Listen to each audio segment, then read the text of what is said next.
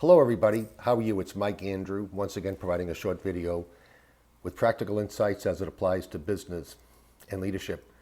I want to give some observations today.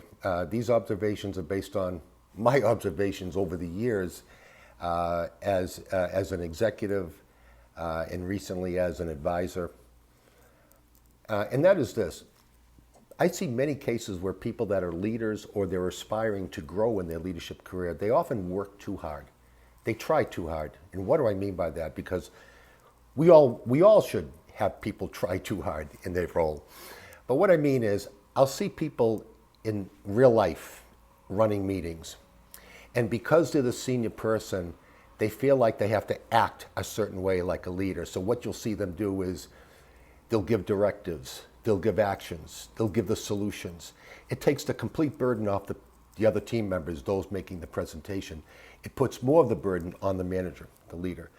So, and that's a lot of work. They may be they may be more knowledgeable, have more experience in that area.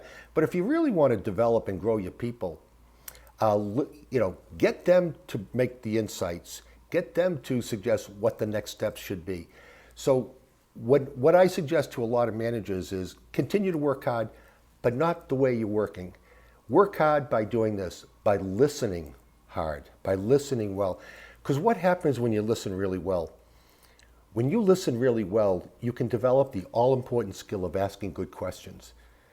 And when you listen well, it's amazing how those questions will come automatically, whether they be probing deeper, getting more clarity, the so what, the now what questions, the implication questions. It's like if you're having a conversation with a friend or a spouse or your manager, when you listen well, it's amazing how you can develop that skill of asking the right questions. So I also oftentimes will tell managers, leaders, don't work so hard in terms of feeling you have to come up with the solution, the directives, the actions. You're taking the burden off the members of your team. And after one person presents, he or she can just relax, their time is over. No, it's time for everybody to get involved in the meeting. And it's time for you to ask questions, probe them, clarify things, get them to provide the insight, get them to suggest what to do next. That's how you develop people, and that's how you get a high level of engagement in these meetings, get people involved in collaborating. And in the end, my opinion, what I've observed, those that have a higher degree of credibility, of leadership credibility or leadership presence, are those that can really ask good questions, not those that feel like they have to give all the answers. Asking good questions is an amazing way to establish your leadership or your executive presence.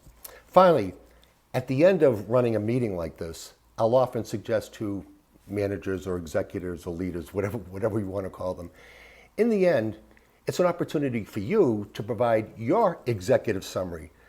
I think the meeting went great. I love the progress we're making. We still have some issues over here, but provide your quick, brief executive summary of how the meeting went. And here's one thing that's often left out. Moving forward over the next week, what do you need from me? How can I support you? Please let me know. That's my observation and advice today. Work just as hard by listening versus working too hard trying to think you have to come up with all the answers and the directives and the actions. Thank you for listening, and we'll see you next time.